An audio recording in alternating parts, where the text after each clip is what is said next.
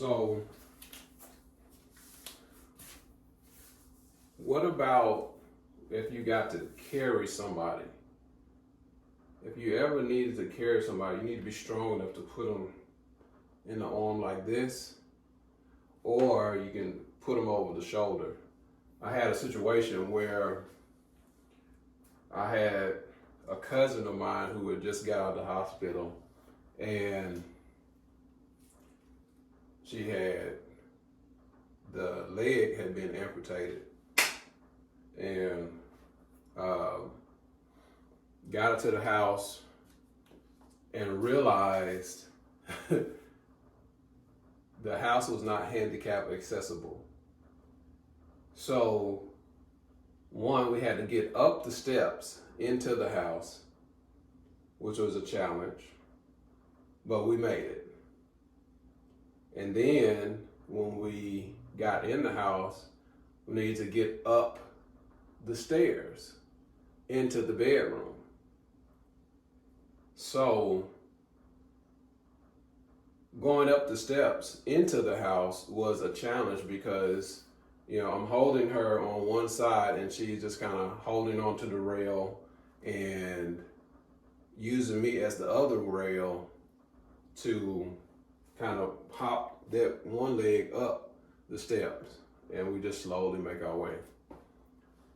So once we get inside, I don't think inside had any handrails going up the stairs. And so that meant basically we wasn't getting into the bedroom. So I'm like, man, what do I need to do? So I just like, you know what? Stabilize yourself, and I'm going to get down, I'm going to grab you, you hold on to me, I'm going to pick you up, and then walk you up the stairs. Praise the Lord, I was able to do it. She weighed more than 100 pounds, but I think what helped me with that is I had been doing weight training in various forms, from deadlifts, squats, curls, and stuff like that. Those were the essential movements to be able to do a functional thing at that time. And so for me, even though I have, I got the dumbbells, right?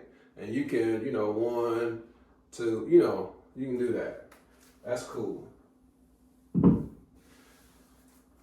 But I like the barbell because typically when you're handling a human body, there is no break in between. It's just the body.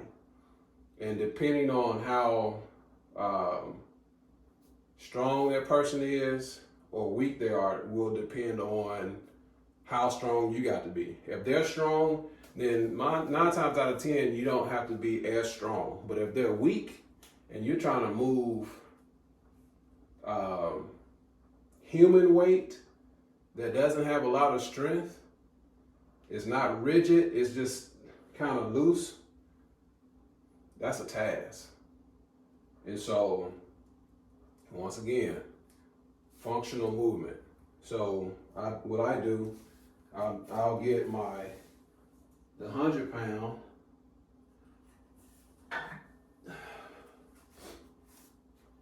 and I'll use that to help strengthen my body. So I just 1, 2, 3, 4, 5, 6, 7.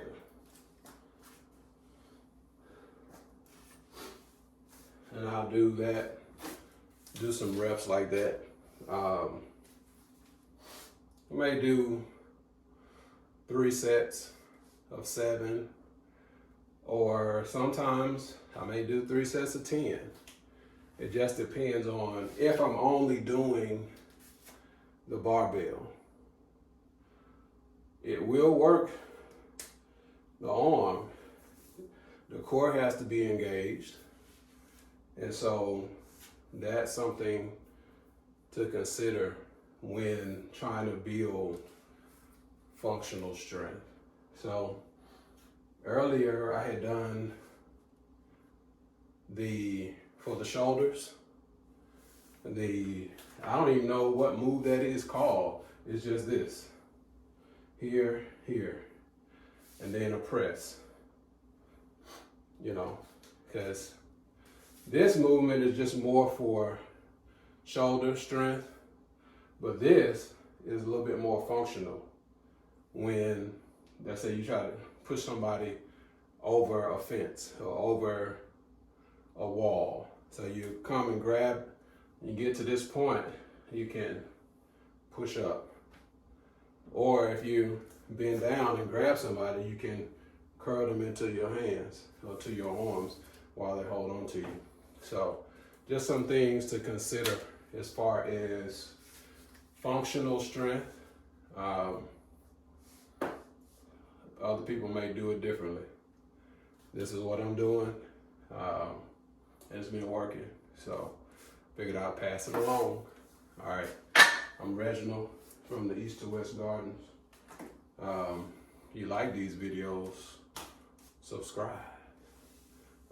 Hit that like button, share it. I really appreciate it. All right, y'all be blessed. Peace.